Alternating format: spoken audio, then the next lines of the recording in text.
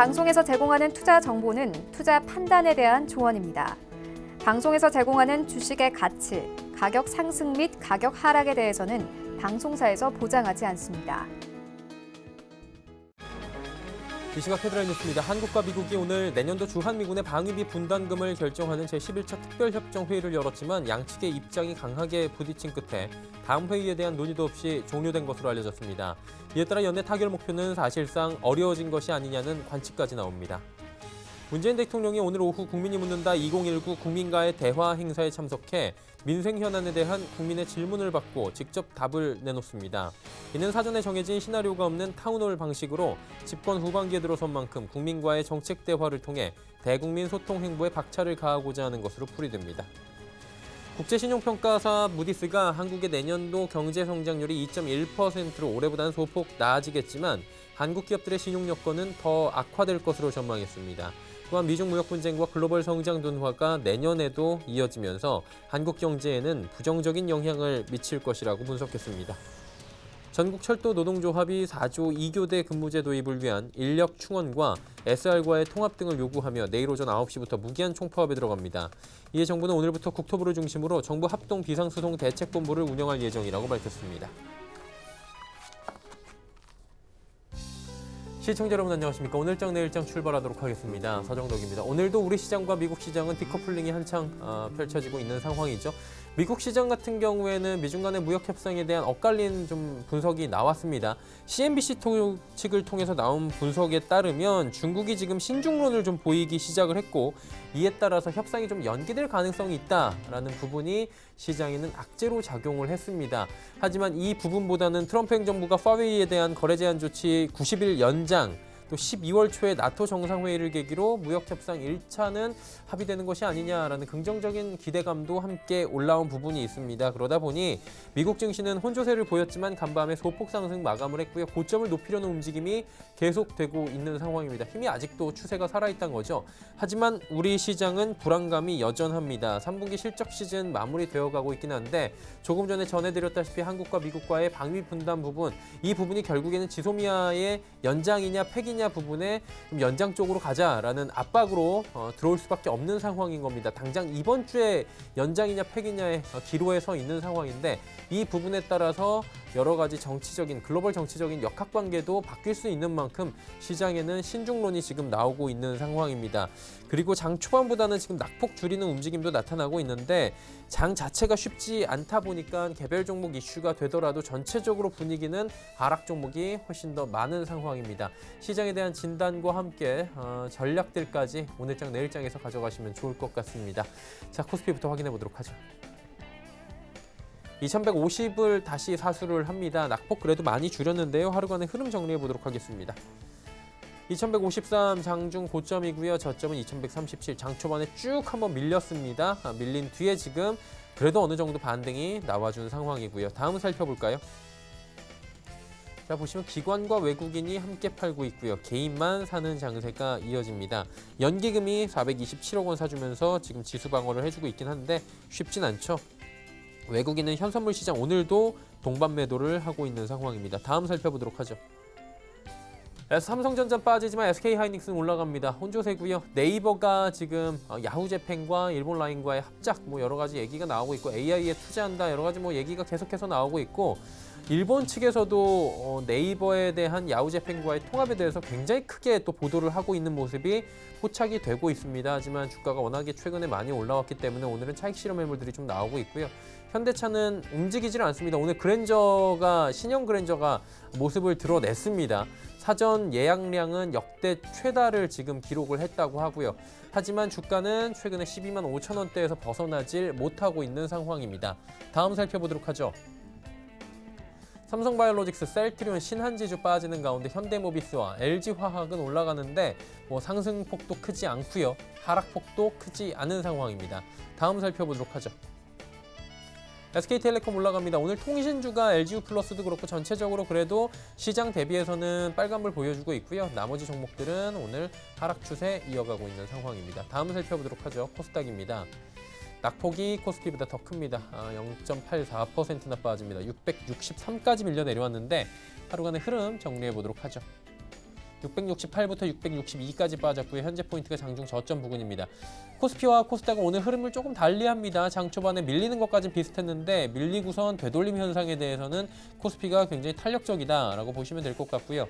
수급 주체 보시면 개인만 삽니다. 1,547억 원을 개인이 사고 기관 외국인 양매도는 양시장이 똑같은데 연기금은 양시장 모두 매수하고 있고요. 투신 쪽 같은 경우에는 코스닥에서 2억 원이지만 소폭 매수로 전환이 됐다라고 현재 집계가 됩니다.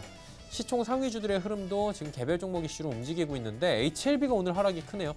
아무래도 매지온이 오늘 장 초반에 어제 급락 뒤에 갭으로 띄우면서 출발하고 시중에 뭐 20%까지 장중에 장 초반에 올라갔었는데 지금 상승폭 다 내놨고요.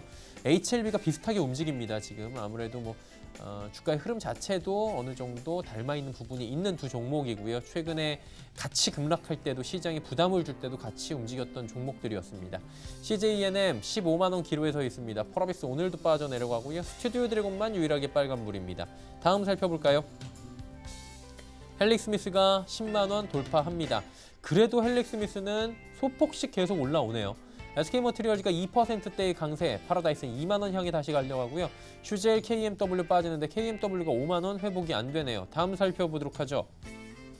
메디톡스는 보합, SFA, 매지온, 고영 지금 올라가는데 전에 드렸다시피 매지온 같은 경우에 장 초반에 20%대까지 길게 올라갔는데 지금 장대 음봉 만들고 있는 상황입니다. 매지온 어제도 24%의 하락이 있었고요.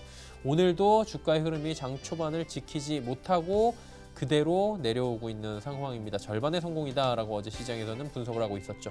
다음 살펴보도록 하죠. 환율이 1168원대까지 올라가네요. 4원 20전이나 올라가면서 달러가 강해지는데 아무래도 미중 간의 무역 협상 부분이 지지부진하다 보니 달러화의 강세가 펼쳐지는 모습이 보여집니다. 금일폰 방송에서 제공해드리는 정보는 투자 판단에 대한 조언일 뿐입니다. 해당 주식의 가치와 수익률을 보장해드리지 않는다는 점 참고해 주시길 바랍니다.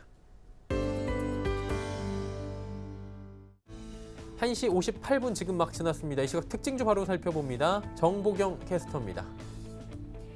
네, 양시장 모두 하락세를 보이는 화요일 장입니다. 코스피는 낙폭을 많이 줄이면서 2150선까지 다시 올라왔는데요. 이 시각 이슈 종목들은 어떤 게 있는지 지금부터 만나보시죠. 이 시각 종목 핫3입니다. 남선알미늄, 세경하이테크, 세미콜라이트 만나보겠습니다. 오늘 가장 먼저 보실 종목 남선알미늄인데요. 대표적인 이낙연 테마주로 불리고 있죠. 오늘은 급락하는 모습입니다. 현재 가격 제한폭까지 내려갔습니다. 거래가는 3,700원입니다. 하루간의 등락폭도 확인해 보시죠. 개장 직후 하한가를 기록하는 모습입니다. 잠시 풀리기도 했는데요. 다시 하한가까지 내려갔습니다. 남선알미늄은 관계기업인 SM그룹 삼환기업의 이계현 대표가 이낙연 총리의 친동생으로 알려지면서 대표적인 이낙연 테마주로 불렸는데요. 그런데 전날 이계현 대표가 전격 사임을 발표하면서 오늘 주가가 급락하고 있습니다. 최근 이 대표가 이낙연 국무총리의 친동생이란 이유로 관련 계열사 주가가 급등하며 논란이 일자 결단을 내린 것으로 해석되고 있습니다. 다음 종목 만나보시죠. 세미콜라이트가 LED 사업 투자 확대를 발표하면서 상승세를 보이고 있는데요. 현재 전날 대비 9% 넘게 올랐습니다. 거래가 701원입니다. 하루간의 흐름도 확인해 보시죠. 장 초반에는 주가가 수직 상승했었는데요. 현재는 상승폭이 많이 둔화된 모습입니다. 세미콜라이트는 지난해 5월 신사옥 확보를 위해서 강남구 논현동 소재의 건물을 매입한 바 있습니다. 하지만 최근 LED 사업 집중 투자를 계획하면서 현금 확보를 위해 이 사옥 매각을 결정했는데요. 매각 대금은 공장 증설과 연구개발 지원 등 LED 사업 확대에 따른 투자 자금으로 사용될 예정입니다. 이 같은 소식에 오늘 세미콜라이트의 주가 들썩이는 모습입니다. 오늘의 마지막 특징주 만나보시죠. 폴더블폰 관련 부품 소재 기업들이 동반 상승세를 보이고 있습니다. 세경하이테크는 3.24% 전날 대비 올랐습니다. 63,800원에 거래되고 있습니다. 하루간의 흐름도 확인해 보시죠. 하락 출발했지만 금세 상승 반등했고요. 오전장에서 최고가 69,700원을 터치하는 모습입니다. 폴더블폰 시장은 내년부터 고성장이 기대됩니다. 고사양 부품에 대한 수요가 늘면서 관련 기업들의 매출 성장세도 가속화될 것으로 보이는데요. 특히 세경하이테크는 고객사 차기 모델 수주와 중국 신규 고객사 확대가 기대되는 상황입니다. 세경하이테크를 비롯해서 파인테크닉스, DKT 등 폴더블폰 관련주들 모두 동반 상승하고 있습니다. 지금까지 이 시각 종목 핫3의 정보경이었습니다. 시장 이슈 바로 정리합니다. 펠리지 투자 리서치 김민수 대표 연결돼 있습니다. 안녕하세요, 대표님. 네, 안녕하십니까. 현지 전문가 의견을 반영한 내년도 중국 시장에 대한 전망이 있다고 하는데 좀 자세히 들어볼 수 있습니까? 네, 중국 증시나 중국 경제에 대해서 상당히 관심이 많죠. 왜냐하면 우리나라의 여러 가지 어떤 수출과 그리고 또 경제 쪽에 민감한 상황이 나오다 보니까 관심이 많은데 이번에 한 증권사에서 현지 전문가를 데리고 여러 가지 시장에 대한 얘기를 했던 세미나가 있었습니다. 그와 관련된 쪽에서 나왔던 얘기를 조금 더 종합을 해보게 되면요. 일단 가장 큰 부분들이 중국의 현지 전문가다 보니까 우리나라도 마찬가지입니다만 우리나라 실정에 대해서 잘 안다고 생각할 수는 있겠지만 조금 더 강조하는 부분들이 플러스 알파를 더 주고 있다. 우리나라 애널리스트도 마찬가지겠죠. 그런 것들 쪽에서 중국의 전문가들도 조금 더 장밋빛으로 얘기하는 부분들이 많다라는 부분들은 좀 감안하시고 얘기를 들으셨으면 좋겠고요. 그게 가장 큰 전제입니다. 네, 그런 관점으로 봤을 때 먼저 거시경제 관련된 흐름을 봤었을 때 이제 그래도 중국이나 글로벌 경제 내년도 펀더멘탈이 어떻게 좀 드라마틱하게 좋아지기는 좀 힘들다고 보는 부분들이 높고요. 하지만 글로벌 각국의 재정 그리고 통화 정책이 좀 더 적극적이지 않을까 이 부분에 대한 기대감이 조금 더 깔린 내년을 바라보고 있고요. 하지만 조금 좀 날카로운 얘기는 상대적으로 미국을 더 안 좋게 봅니다. 왜냐하면 약간 지금 나오고 있는 미국과 중국 간의 관계를 좀 의식하지 않았을까도 생각이 들고 있는데요. 미국의 경기 둔화가 우려가 된다라는 관점 쪽에서 지금 GDP 증가율은 올해에 거의 고점을 찍었다고 보고 있고요. 제조업 지표도 부진한 모습들 바로 좋아지긴 힘들 것이다라는 관점으로 보는데 하지만 중국 경제 성장률을 6.1%대로 조금 더 긍정적으로 보고 있는 상황들이고요. 특히 지난 3분기 때 경제 성장률의 흐름이 한 6%대로 지금 최저치로 낮아졌는데 내년은 오히려 그보다 살짝 더 좋을 것이라고 바라보고 있는 이유가 올해 초에 이어졌던 중국 정부의 부양책이라고 봐야 되겠죠. 그런 차원에서 4분기부터 본격적으로 좋아지지 않을까, 즉 4분기나 한 1분기 정도부터 바닥을 찍지 않을까라고 바라보고 있는데 왜냐하면 이제 정책 효과가 시행된 후에 한 반년 정도면은 어느 정도 효과가 나타난다라는 부분들이고요. 또 하나가 40개월 주기의 재고순환 사이클의 저점이 4분기다라는 쪽도 얘기가 나오는 부분들인데 이 부분은 확인을 해봐야 되겠죠. 그래서 일단 전망이다라는 관점 쪽으로 바라보셨으면 좋겠고요. 또 하나 얘기가 많은 스태그플레이션, 즉 물가는 올라가고 경기는 별로 안 좋고 하는 이 스태그플레이션에 대한 우려는 좀 많이 과장된 게 아니냐라는 쪽으로 바라보고 있는데 대표적으로 아프리카 돼지열병과 관련돼서 돼지고기 가격이 강세로 가다 보니까 식품 물가가 올라가서 전반적인 중국 물가가 오른 것이다. 그렇게 되면은 상대적으로 더 확산되지 않고 돼지고기 가격만 안정되면은 물가에 대한 부담은 없는 게 아니냐라는 관점적으로 봤을 때 이에 따른 부분들도 조금 더 체크를 해야 될 걸로 보여지고요. 하지만 좀 더 날카롭게는 부동산 시장에서는 별로 안 좋게 봤습니다. 특히 중국의 부동산 지수를 보게 되면은 과거 한 2015년, 16년도에 급등했다가 조정기를 거치다가 또한 2018년도 근처에 또 강세를 보인 이후에 다시 꺾여 내려가기 시작하는 그래서 하향 안정세가 지금 보여지고 있는 상황들인데 아무래도 정부의 부동산 관련된 쪽의 어떤 성장 엔진들이 좀 지양될 가능성이 높다. 그래서 부동산 가격 하락폭은 증가가 될 가능성이 높다는 쪽으로 좀 예리하게 봤던 부분들은 아무래도 눈여겨볼 부분이 아닌가 생각이 되고 있고요. 그와 함께 이제 증시 관련된 쪽에 대한 흐름들로 보게 되면 그래도 시장은 달러와 약세에 대한 기반 때문에 신흥국 관점 쪽에서 자금이 유입되는 효과와 함께 긍정적일 것이다라고 바라보고 있고요. 중국 증시의 최근 3년 평균 대비 보다 좀 낮은 12개월 포워드 PR, 그러니까 즉 12개월 선행 PR을 한 12.1배 수준으로 전망을 하다 보니까 그렇게 됐을 때 MSCI의 중국 지수는 상해종합지수 기준으로 또 약간 같이 연결해서 봤었을 때 한 12.9% 상승 여력이 있지 않을까 이렇게 바라보고 있는데요. 하지만 지금 최근에 중국 상해종합 증시의 동향을 보게 되면 3050, 한 3030선 이 부분은 강력한 저항선으로 작용하고 있죠. 거기서 어떤 다른 나라들 특히 우리나라나 대표적인 신흥국 증시가 그래도 반등하는 기조와는 다르게 중국 증시는 아직 전혀 반응을 하지 못하고 있는 부분을 보았을 때는 좀 더 이 부분도 확인이 필요하다라고 봐야 될 것 같고요.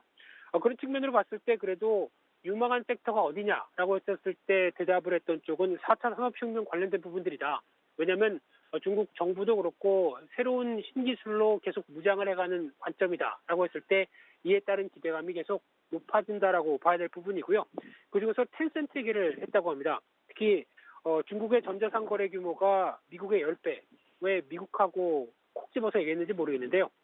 미국의 10배, 모바일 사용자 수는 또 미국의 3배 이런 식으로 얘기가 나오다 보니까 이에 따른 가장 큰 수혜 쪽으로 바라보고 있고요. 특히 전자상거래 규모가 4천억 위안, 우리나라 돈으로 66조 원이 넘는데 그와 관련된 쪽의 규모의 시장의 초기 단계다라는 관점 쪽에서 주목을 할 종목이 아닐까 뭐 이렇게 얘기를 하고 있는데요.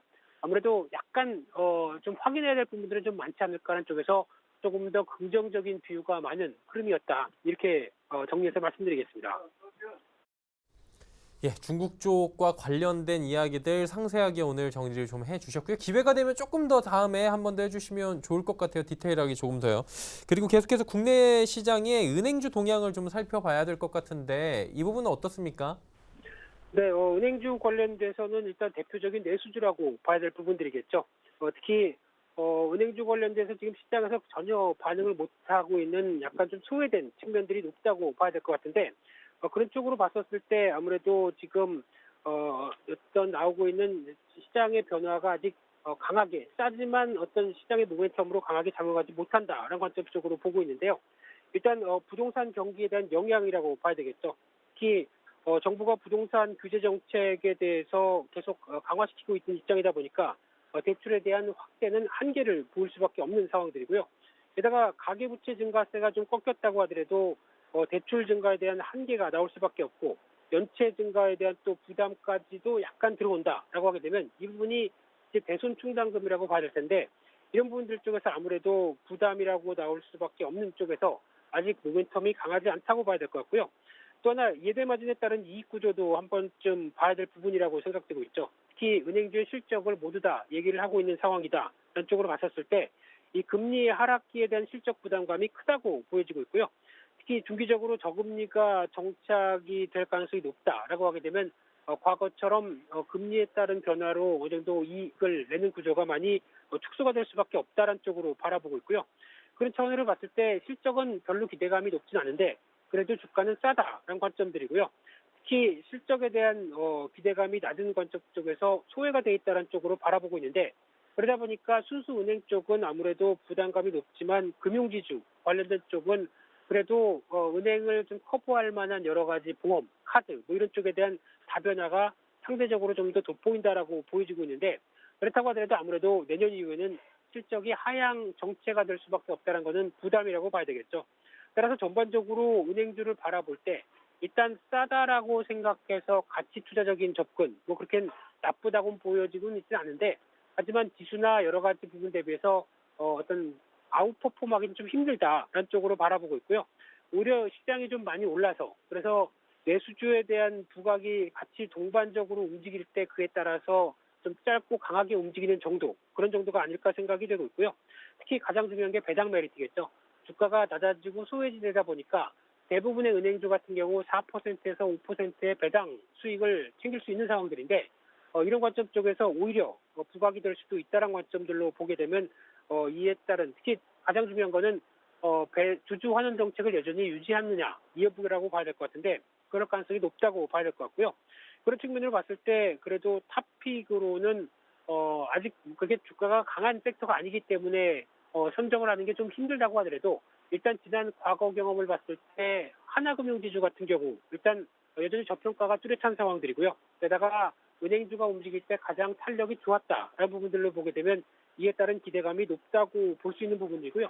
또 하나 DGB 금융지주 같은 경우도 은행 금융지주 중에서 가장 저평가다라는 관점으로 봤을 때 PBR 자산 대비해서 0.28배 그리고 배당 수익률은 5%대다 보니까 아무래도 이런 기대감이 조금 더 작용할 수 있겠다 이런 관점 쪽에서 바라보고 있는 상황들입니다. 네, 연말이 다가오면서 관심이 좀 갈 수밖에 없는 은행주에 대한 이야기까지 자세히 들어봤습니다. 오늘 말씀은 여기까지 듣겠습니다. 내일 뵙겠습니다. 고맙습니다. 네, 감사합니다. 헬리지 투자인 리서치 김민수 대표와 함께했고요. 이슈 칼럼 바로 이어갑니다.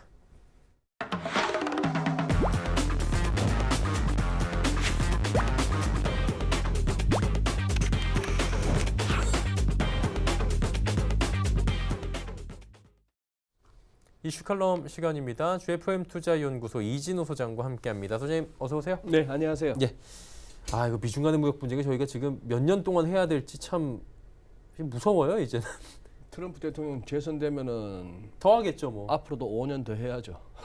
지금부터 5년인 거죠? 이제 4년이 임긴 거니까 내년에 네, 만약에 된다고 네, 하면 네. 어쨌든 뭐 이 이야기를 오늘 출발해야 될 것 같은데 CNBC에서 어제 미국 장 시작 즈음에 해가지고 뭐 중국 측이 지금 부담을 느끼고 좀 기분이 안 좋아졌고 그래서 무역 분쟁에 대해서 좀 미루고 있다 이런 네. 얘기가 나왔었는데 네. 또 화웨이에 대한 제재는 90일 동안 연장을 하기로 했고요. 네. 그러니까 트럼프 대통령은 하려고 하는 것 같고 음. 중국 측은 좀 화가 난 것 같기도 하고 그런데 이건 어떻게 보는 게 좋아요? 지금 시장에서는 좀 갑론을박이 있잖아요. 네.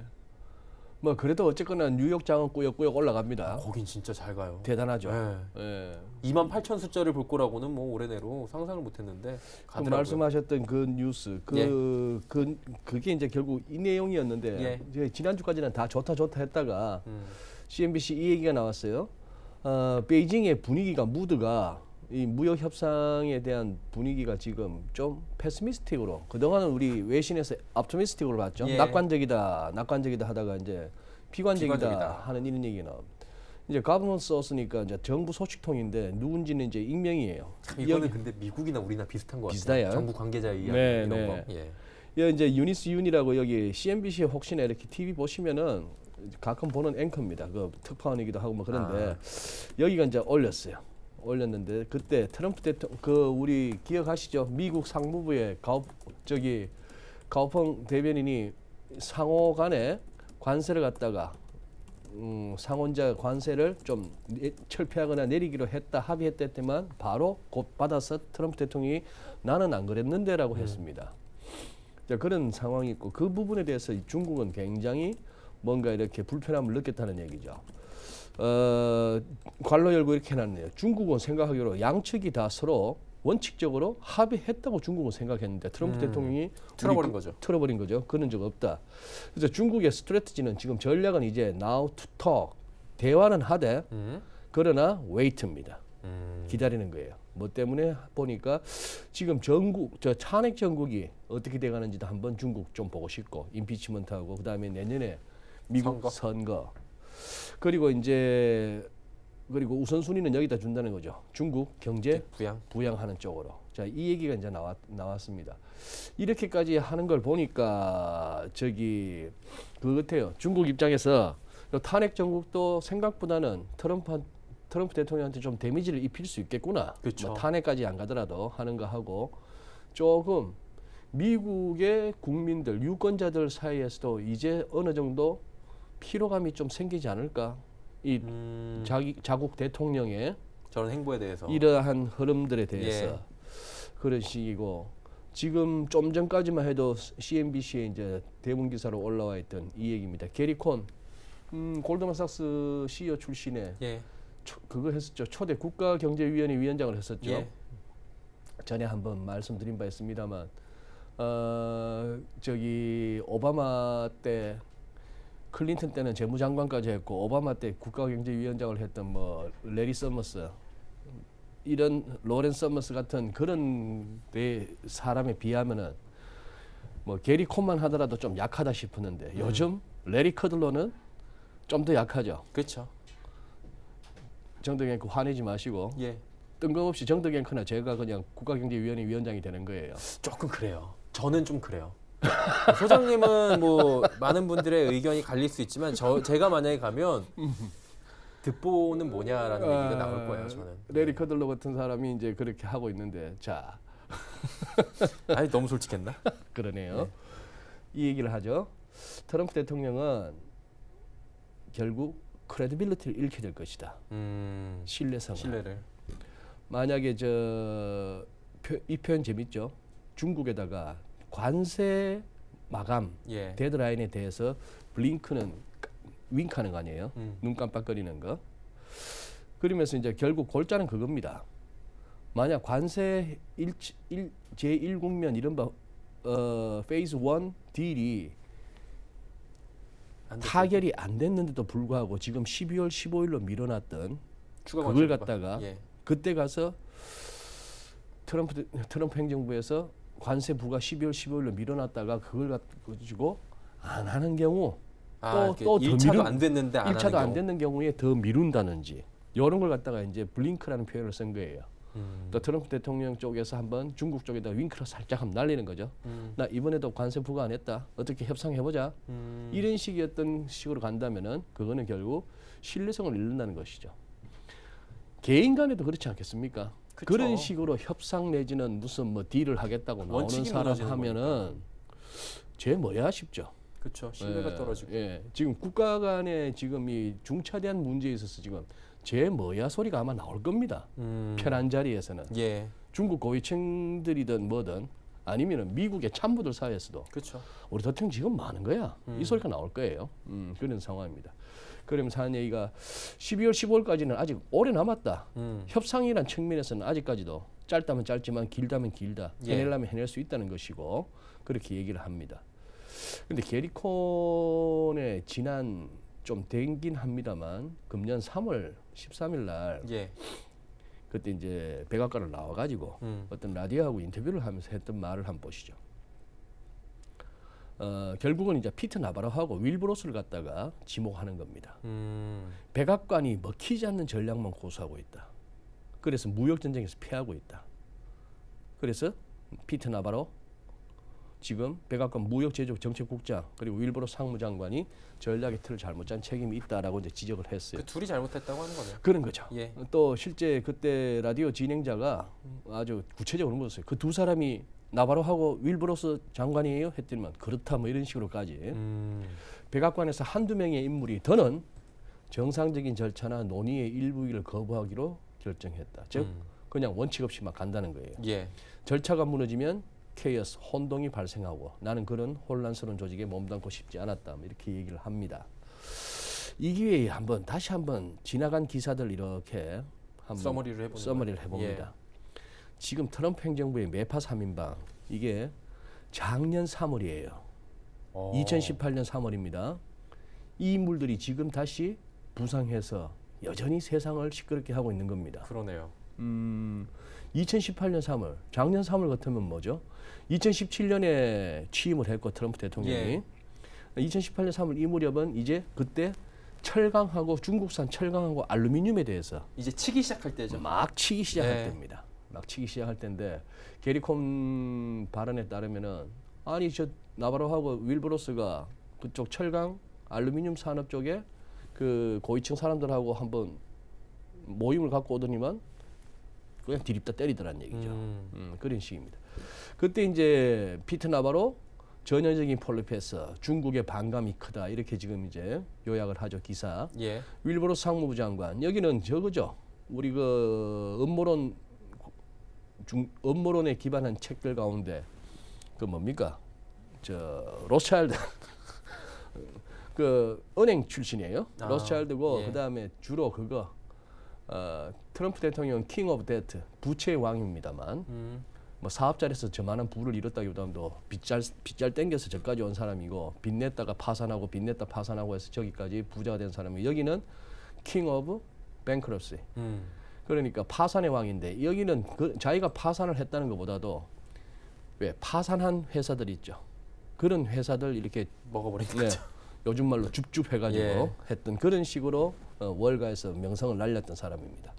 우리 IMF 때는 그 들어와갖고 한라그룹 구조조정 하는데 예. 한몫하고 아 저분이요? 예 윌브로스가 그때 이제 외자 유치도 했다고 DJ 정권에서 또 DJ 정부 때 훈장도 받았어요. 예. 뭐 그런 성인데 워낙 나이가 나이다 보니까 요즘 유엔 총회 자기 보스가 연설하는데 그냥 한 30분 그냥 푹 자버렸죠. 로버트 라이트하이저 레이건 때부터 해서 USTR의 부대표를 했고 무슨 뭐 여기도 참 잔뼈가 굵은 사람인데 그쵸. 의외로 관세 쪽에 완강한 어떤 그 신념을 갖고 있는 사람이더라고요. 예. 제대로 된 경제학을 했다 싶은 사람들은 관세라는 것은 이거는 올바른 방법이 아니다라고 다들 얘기하죠. 그렇죠. 어떤 시장의 경제학에서 가장 추구하는 자원의 효율적인 배분 예. 이걸 갖다가 결국 관세라고 하는 이상한 그 장애물이 방해하니까요. 이거는 동아일보에서 한번 가져온 그래픽입니다만 예. 한번 그 레토릭을 한번 보시죠. 중국은 트럼프 대통령입니다. 중국은 작정하고 미국을 파탄 내리고 덤비는 사람들이다. 환율 조작으로 매년 1,000억 달러나 되는 돈을 빼가고 있다. 뭐 1,000억 달러인지 아닌지는 우리가 모릅니다. 그냥 트럼프 대통령은 그렇게 얘기하는 거죠. 숫자 부르면 그런 줄 아는 거죠. 예. 이런 식의 자주 듣는 레토릭이죠. 로버트 라이트하이저 여기도 47년생이니까 트럼프 대통령보다 한 살 적네요. 나이 많네요. 나이 많죠. 예. 관세 부과 대상은 중국의 산업 정책과 강제적인 기술 이전 관행으로부터 이익을 얻는 제품들이다. 중국 산업 정책이 잘못됐거나 뭐 기술 이전 이런 것들 하는데 거기다 관세 때리겠다. 피터 나바로 중국의 8가지 불공정 무역 관행으로 창출되는 경쟁 우위가 50%가 넘는다. 어쨌거나 중국 때문에 미국의 일자리가 빠져나간다. 이 사람의 지론입니다. 예.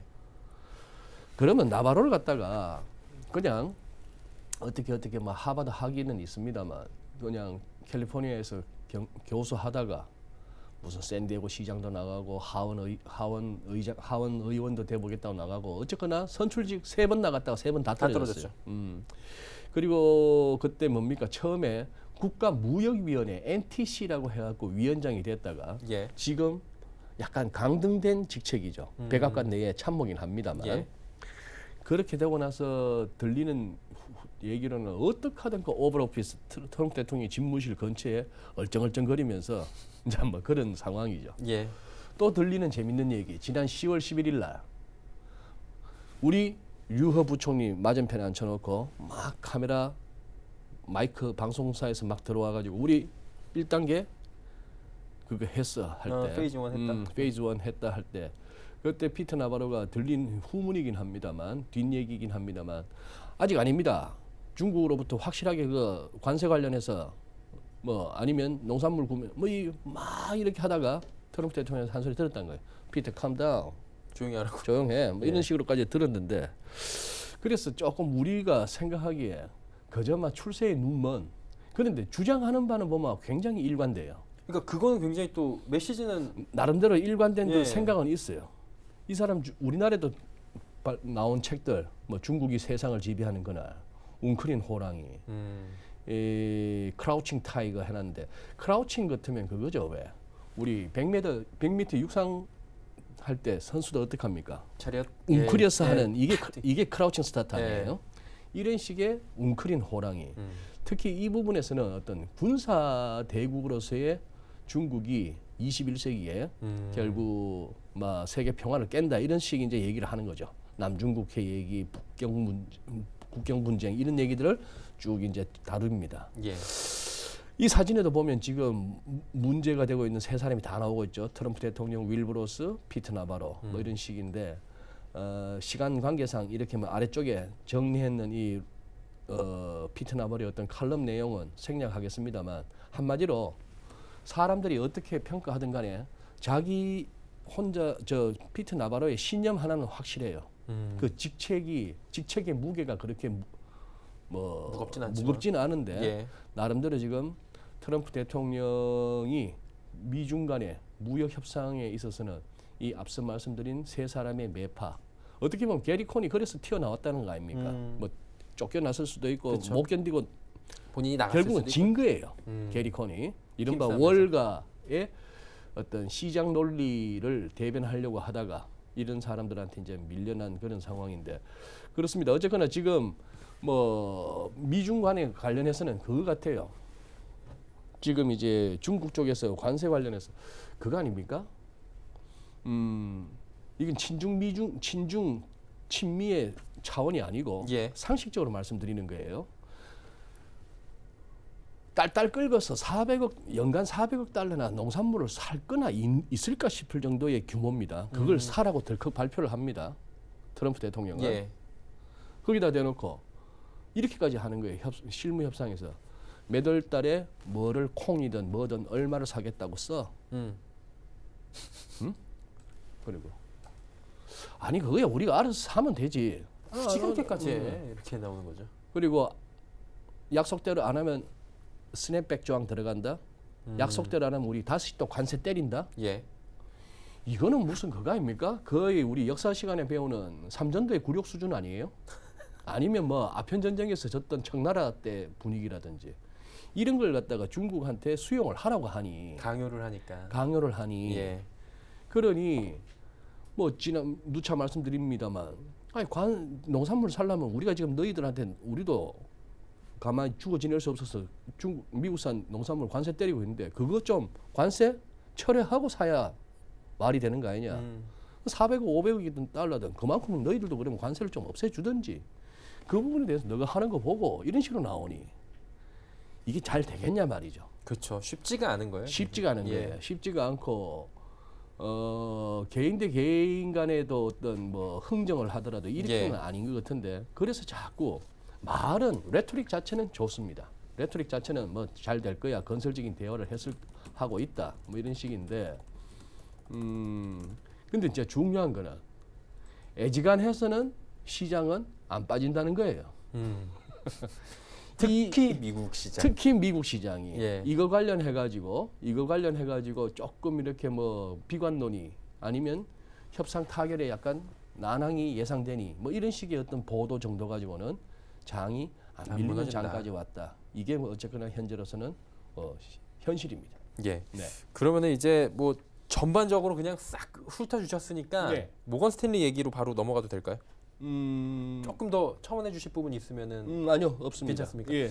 모건 스탠리가 다소 낙관적으로 얘기를 했네요. 1분기에 회복 조짐이 좀 있다 내년에. 그러니까 미국만 보고 이러는 건가 저는 그 생각도 좀 들었거든요. 네. 미국 시장이 지금 부러지질 않잖아요. 말씀해 주신 대로. 네. 그러니까 미국만 보고 그러는 건지 아니면은 뭐 전 세계가 결국에는 이게 좋아질 것이라고 보는 건지 궁금한데 왜 낙관론이 이렇게 나왔을까요? 모건 스탠리 쪽에서는? 그러니까요. 예. 일단 모건 스탠리는 지금 모건 형제들 중에 JP 모건은 현재 시장을 가장 세게 보는 기관이죠. 예. 연초부터 해서 지금까지 초지 계속 일관입니다. 그래요. 예. 반면에 모건 스탠리는 유럽의 소시에테 제네랄과 미국 쪽에서의 모건 스탠리는 꾸준하게 어떤 조심하자 다 왔다 예. 이런 식의 톤이었어요. 자 그렇더니 이제 모건 스탠리도 이제 돌아서는 건데 예. 어쨌거나 흐름이 그렇습니다. 뭐 한 9월까지의 월드뱅크 뭐 내년 전망 처음 나올 때 굉장히 안 좋았어요. 그런데 이제 그 이후로 11월 들어서 IMF니 우리 국내에서도 무슨 뭐 KF니 예. 뭐 KDI니 등등에서 이제 나오는데 전반적으로 이렇게 연말로 이제 9월, 10월 대비 11월 이쪽으로 뒤로 오면서 조금 전반적인 톤들이 그래도 금년보다는 좋아지지 않겠어라는 쪽으로 살짝 바뀌는 유화적으로 네, 변하는 것 같아요. 느낌이에요. 그리고 그 내용도 보면은 그렇다고 해서 미국, 유로존, 일본, 중국 이쪽이 뭐 이렇게 확 끌고 가는 건 아닐 거야. 그건 아니지만 그동안 굉장히 좀 눌려 있었던 러시아, 브라질, 인도 이런 애들이 어떻게 보면 글로벌 성장률도 좀 끌어올리고 뭐 이런 식의 이제 내용입니다.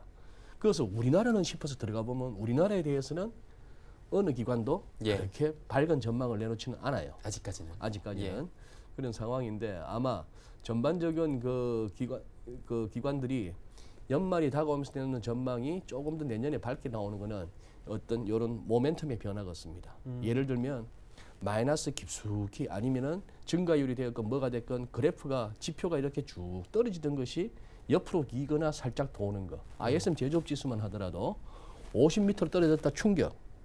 그게 47이었다가 48만 와도 우와, 여전히 그렇잖아요. 50보다 아래지만 예. 돈에 하는 그러니까요. 이런 부분. 그리고 뭐 기업 실적에 대한 어느 정도의 조금 금년은 바닥 아닐까? 예. 뭐 이런 것들이 그런 식으로 이제 전망을 갖다가 이끌어내는 것 같습니다.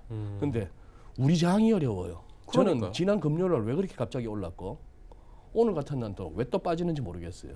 그러게 말입니다. 이유가 그냥 불안하면 좀 빠지고 불안한 것 같은데 좀 시장이 버텨주면 매수세가 들어오고 아침에 근데 23포인트 정도까지도 마이너스 빠졌는데 갔던 지금 게 또 지금 제법 한 자릿수 포인트, 예. 9포인트 빠지고 있어요. 많이 회복을 하는 그 모습입니다. 올라올 때 특별한 뉴스는 없었지 않습니까? 딱히 뭐 중국 쪽이나 이런 뭐 홍콩의 시위가 뭐 잦아들었다 뭐 이런 얘기는 지금까지는 없는데 네. 그냥 수급적으로 그냥 연기금이 좀 당겨주고 뭐 그 정도? 예. 크게는 없는 것 같아요. 아직까지는. 연기금이겠죠. 뭐 예. 지금 외국인이나 연기금을 제외한 어떤 우리가 흔히 말하는 기관 쪽에서의 매수는 아닌 없어요. 것 같아요. 예. 지금 없는 그래서 상태. 지금 이 부분도 사실은 일종의 그 예전에 한번 언급했던 월가나 우리 쪽이나 혹시 이것이 포모 장세의 성격인가? Fear of missing out. 나 이거 못 올라타는 거 아니야? 하는 이런 소외되는 거 아니야? 소외되는 거 아니야? 하는 이 수급 주체가 이 매수 주체가 이제 누군가냐 하는 부분도 좀 살펴는 봐야겠습니다만.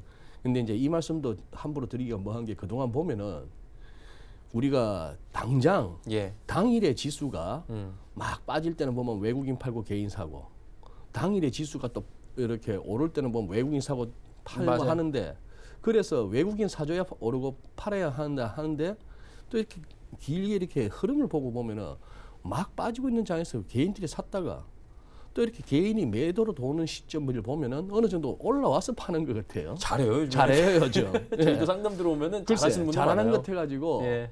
당일의 지수는 여전히 외국인 많이 사는 날 당일 지수가 오르고 올라가고요. 하고 하는 건데, 그게 제대로 지금 사고 파는 타이밍이 맞는지는 그건 함부로 판단할 건 아닌 것 같아요. 그렇죠. 네. 종목별로 좀 이렇게 희비가 엇갈리긴 하는데 네. 시간이 조금 타이트해가지고 저희가 금리 정책만 짧게 여쭤보고 네. 오늘 마무리할게요. 일단 뭐 이달에는 금리 동결을 확실시 되겠죠. 뭐 그래야 안 되겠습니까? 지금 예. 여기서 한국은행이 움직일 수 있을까요? 뭐 올리지도 내리지도 못하는 상황이잖아요. 네. 지금 우리가 1.25인데 당장 여기서 1%까지 내려가고 할 좀 아껴둬야 될 필요가 있고. 그렇죠. 그거보다도 이거 한번 살펴보시죠. 예. 우리 국내 언론에서도 막 TV 뉴스에서도 나오고 했는데 만났다는 거예요. 트럼프 대통령하고 파월이. 예. 근데 지금 이 KBS 뉴스를 좀 캡처했습니다. 이거 좀 과하지 않습니까? 독립기관인데 말입니다. 아니 마이너스 금리 요구. 예. 아니 이제 트럼프 대통령은 결국 트위터에다가 좀 전에 올렸더라고요. 나 파월 의장 만나가지고 지금 우리 금리 너무 높다고 나 얘기했다라고 했는데, 지금 이 시점에 과연 미국이 마이너스 금리를 갖다가 요구했는가를 갖다가 의심할 정도까지 세상이 이렇게까지 와버렸다는 게 저는 좀 놀랍습니다. 이 마이너스 금리라고 하는 이 무시무시한 용어를 갖다가 너무 편하게 썼어요. 마이너스에. 지금 이제 트럼프 대통령 이거 보세요. 분위기 좋았답니다. 뭐 이 표현, very good and cordial meeting. 예. 뭐 cordial 같으면 화기애애하다. 그다음에 뭐 척 아는 뭐 그런 정도 분위기 이런 얘기였고, 모든 게 토일했다. 뭐 including 금리 그리고 negative interest. 그러니까 저 아까 KBS의 자막이 그냥 나온 건 아니란 얘기죠. 예. 트럼프 대통령이 언급한 거예요. 그렇죠. 마이너스 금리까지도 디스커스 했다는 겁니다. 그리고 낮은 인플레이션, 그리고 통화 완화, 달러 강세, 뭐 이런 것들이 제조업에 미치는 영향, 그리고 중국과의 무역 분쟁 이런 것들 다 했다는 것인데, 예. 또 이례적인 거는 이거는 늘 하는 얘기고요.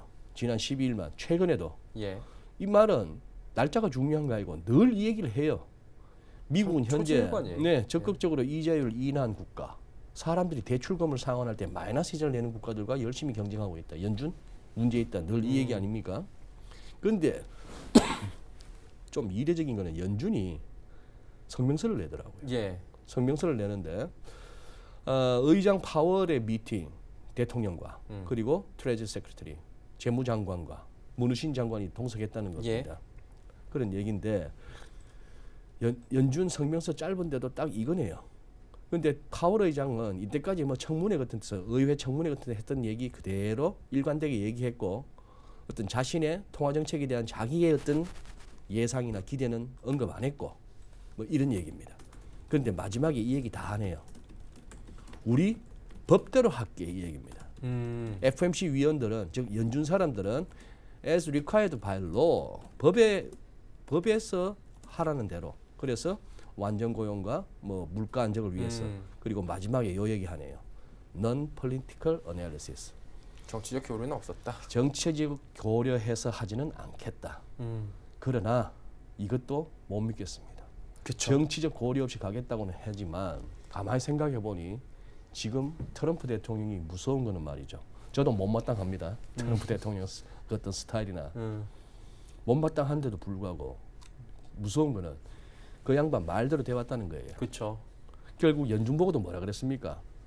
양적 긴축, QT 중단해. 금리 낮춰. 그리고 되고 있어요? 지금 해야 연준이 해야 할 것은 QE야까지도 막 트윗으로 날렸습니다.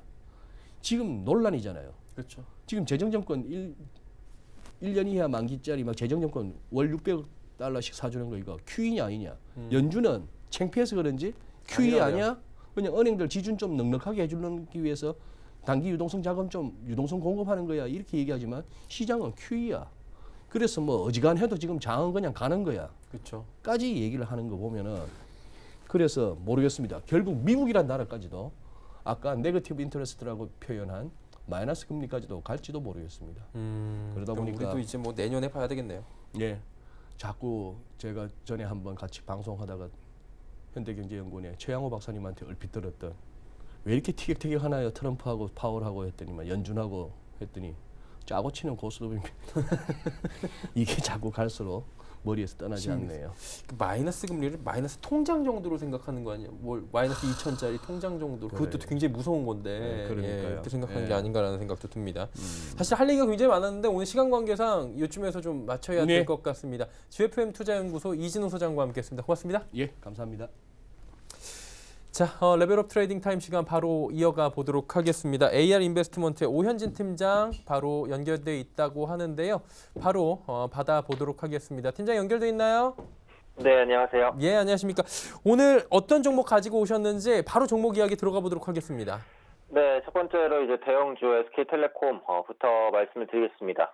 최근에 통신주가 그래도 좀 바닥을 찍고 올라오는 모습들 나타나죠. 지수 부진에 상대적으로 이제 경기 방어 지수의 매력도 좀 부각이 되는 것 같고요. 연말 이제 고배당 매력이 부각되는 것 같습니다. SK텔레콤 시가배당률 한 4.4% 정도 확보할 것으로 보여지고 있기 때문에 이 부분 긍정적으로 판단을 하고 있고요. 가장 큰 매력은 이제 5G 스마트폰 보급 확대에 따른 그 ARPU 개선 기대감입니다. 올해 연말까지 한 500만 명의 가입자 확보가 가능하지 않을까라고 판단하고 있고, SK텔레콤이 지금 국내 5G 시장에서 가입자 45% 1위 차지하고 있거든요. 평균 통신요금 인상에 따른 수익 개선 기대감을 그대로 가져갈 수 있다라고 보고 있고요. 최근에 보시면 이제 카카오와 그 지분 교환을 했죠. 지분 교환 이후에 그 콘텐츠에 대한 경쟁력을 계속해서 좀 확대해 나갈 수 있을 것으로 좀 보여지고 있습니다. 양사가 최근에 이제 3천억 규모의 지분을 좀 맞교환을 했죠. 그런 부분들이 협업 강화로 연결될 수 있을 것이다라고 보고 있고, 앞으로 콘텐츠 투자 확대 그리고 SK텔레콤과 카카오톡의 다수 가입자를 바탕으로 한 신규 사업 진행까지도 기대된다라고 말씀드리겠습니다. 지금 바닥권에서 이제 5일 이평선 찍고 다시 올라오고 있어요. 충분히 공략하기에 좋은 위치라고 생각을 하니까요. 금일 종가, 현재가 모두 다 매수 가능하다고 보겠고요. 목표가는 25만 5천 원, 그리고 손절가는 24만 원 정도 잡도록 하겠습니다. 두 번째 종목은 그 게임주에서 가지고 왔습니다. 지스타 2019 얼마 전에 종료가 됐죠. 그래서 하반기 그 기대작 게임이라고 볼 수 있는 그 달빛 조각사 V4 모두 다 출시가 됐습니다. V4 같은 경우 현재 구글 플레이 매출 2위까지 치고 올라왔습니다. 그래서 구글 플레이 매출 1위인 그 NC소프트의 리니지 M 같은 경우에도 최근에 대규모 업데이트를 진행을 했고요. 그래서 게임주의 전체적인 투자 심리는 상당히 좋다라고 보여집니다. 그래서 서머너즈워 글로벌 누적 매출은 2조 원을 돌파를 했어요. 2014년 출시 이후에 세계에서 흥행을 이어가고 있는 모습들 확인이 되고, 서머너즈워의 장기 은행이 지속되면 앞으로도 컴투스의 주요 수익원으로 당연히 자리매김을 할 것으로 보여지고 있고요. 현재 신작 모멘텀도 굉장히 풍부합니다. 자회사의 신작 RPG 게임 워너비 챌린지가 27일 국내 출시 예정이고요. e스포츠 사업 강화 전략으로 서머너즈워의 글로벌 흥행도 장기화하고 있는 상황에서 서머너즈워 IP 기반의 신작 2종 내년에 순차적으로 출시되면서 모멘텀 꾸준히 이어간다라고 보시면 될 것 같아요. 그래서 지금 주가 위치도 괜찮은 것이 이제 200일 이평선 상향 돌파했습니다. 추세 전환 초입 구간이라고 판단하고 있기 때문에 지금 눌림목 이용해서 공략 가능하다고 보겠고요. 현재 10만 2천 원입니다. 현재가부터 금일 종가까지 매수 가능하고요. 목표가는 11만 원, 손절가는 9만 7천 원 정도 잡도록 하겠습니다. 마지막 종목은 그 AP 시스템입니다. 그래서 올해 중국에 이어서 내년 한국의 OLED 투자가 더해지면서 실적 성장이 기대됩니다. AP 시스템은 OLED 패널 제조 공정 중에서 그 레이저 결정화 장비를 주력으로 생산하고 있는 업체입니다. 삼성 디스플레이를 비롯해서 중국 BOE 등을 주요 고객사로 두고 있어서요. 안정적인 수주를 받을 수 있다라고 보고 내년에는 중국의 후공정 투자가 지속될 것으로 예상이 됩니다. OLED 같은 경우 중국이 아주 역점을 두고 있는 분야란 말이죠. 양적 성장에서 질적 성장으로 그 노선을 잡은 시진핑 정권이 앞으로도 기술 굴기를 위한 대규모 IT 투자를 지속할 것으로 보여지죠. 추가적으로 그 삼성의 그 퀀텀닷 OLED 부문 장비 수주 가능성도 유효합니다. 그래서 중국 그리고 삼성전자를 비롯한 대기업형 수주를 충분히 받을 수 있는 종목이다라고 보시면 될 것 같고요. 국내 반도체 장비주 중에서는 상대적으로 기술적 부담이 적다라는 장점이 있습니다. 가격적으로도 접근하기 적절하고 오늘도 조정 이후에 밑꼬리를 다는 걸로 봐서는 저가 매수에 대한 수요가 충분하다라고 보고 있습니다. 금일 종가 부근에서 매수 가능하다고 보겠고요. 목표가는 34,000원, 손절가는 29,500원 이렇게 잡아보도록 하겠고요. 지난주에 제가 말씀드렸던 그 단기 종목이 NC소프트인데요. 그때 이제 제가 단기 목표가 55만 원 말씀드렸어요. 지금 56만 원입니다. 단기 목표가 달성하고 추가적인 상승인데 어쨌든 그 말씀드렸던 목표가는 55만 원이에요. 55만 원 터치했으니까 보유하고 계신 분들은 현재 시점에서 종가까지 천천히 이제 차익 실현을 하시고 다른 종목을 교체하는 관점이고요. 단기 종목은 이제 오늘 말씀드릴 게 이제 컴투스예요. 앞서 이제 제가 말씀을 드린 대로 지금 주가가 바닥권에서 좀 골든 크로스를 했습니다. 장기 이평선 위로 주가가 올라오는 모습들.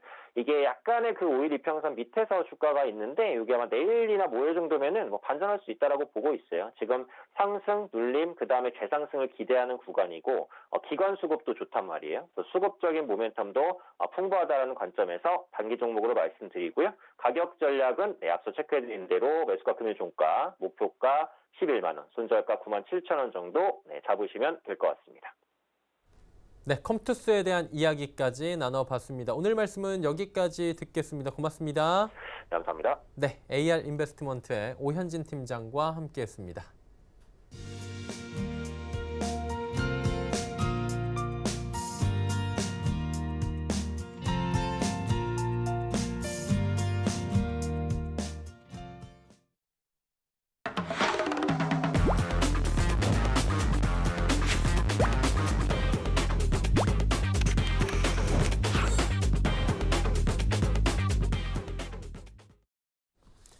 내일의 종목 330 이어갑니다. 이지환 멘토 오늘도 함께합니다. 어서 오세요. 안녕하세요.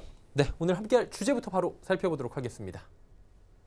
자, 주제 보니까요. 대우조선해양 얘기입니다. 불확실성이 확대되고 있다라는 얘기인데 최근에 시장에서 조선업 괜찮다고 하는데 이야기 좀 자세히 들어봐야 될 것 같습니다. 멘토님 정하신 이유 있을 것 같아요.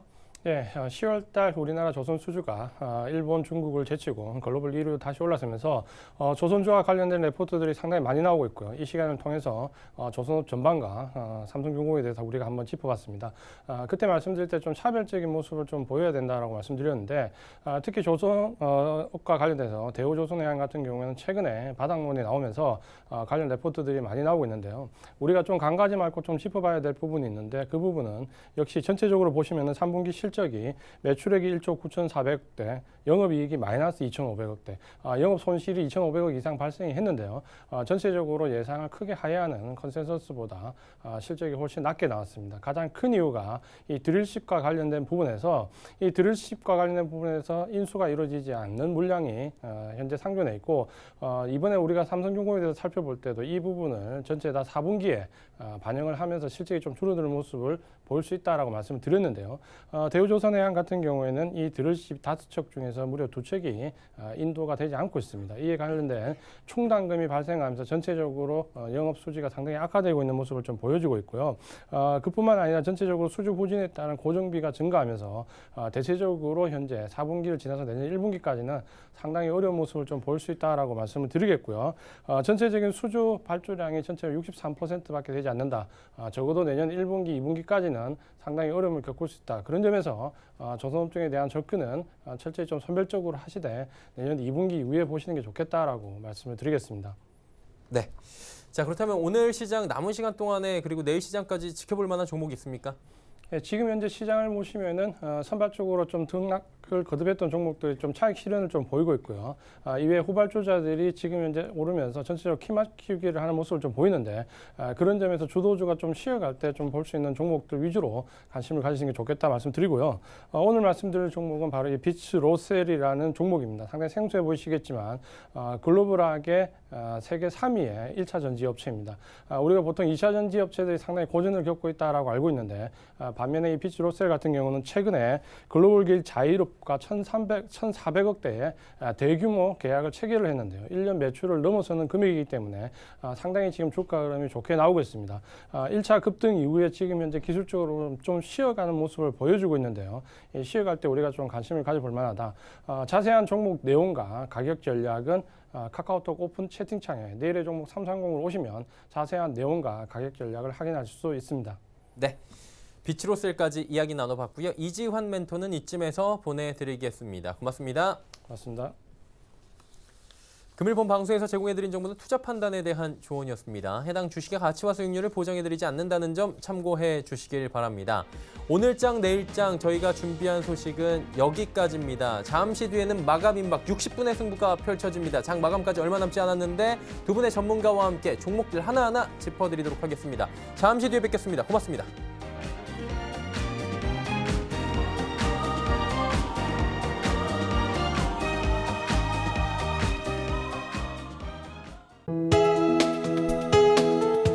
방송에서 제공하는 투자 정보는 투자 판단에 대한 조언입니다. 방송에서 제공하는 주식의 가치, 가격 상승 및 가격 하락에 대해서는 방송사에서 보장하지 않습니다.